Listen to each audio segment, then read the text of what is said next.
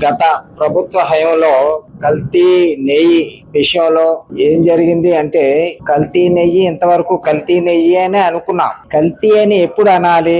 ఏదో ఒక 50% అన్నా దేశవాళీ గోవు నెయ్యి ఉండి అందులో వేరేది ఏమన్నా కలిపితే కల్తీ నెయ్యి అంటాం. కానీ ఇది సృష్టికి ప్రతి సృష్టి చేసేసి ఏకంగా ఆవు లేదు, పాలు లేవు, వెన్న లేదు, నెయ్యి లేదు, మొత్తం కల్తీ చేసేసి ఈ లడ్డూని తయారు చేశారు.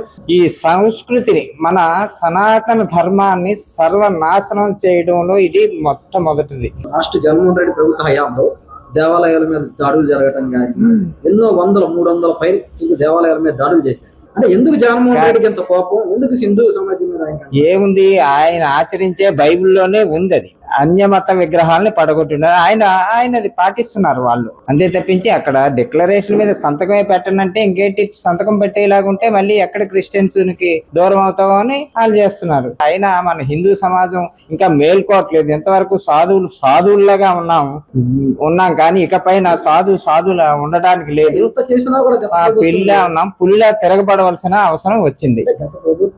ఇంత చేసినా కూడా ఇప్పటికే వచ్చి మేమేం చేయలేదు, కల్తీ జరగనట్టు మాట్లాడుతున్నారు. కల్తీ జరిగిందని వైఎస్ సుబ్బారెడ్డి ఒప్పుకున్నా కూడా వాళ్ళు మాట్లాడుకుంటూ మనం తప్పు చేశాము అనేసి రోజా గారు మాట్లాడుకున్నా కూడా వాళ్ళ మనస్సాక్షి వాళ్ళకి చెప్తాది కదండి. కానీ ఏదో పైకి బుకాయించి ప్రజలను నమ్మించే ప్రయత్నం వాళ్ళు చేసుకుంటున్నారు. కానీ హిందువులుగా మనం తెలుసుకున్న అవసరం ఉంది.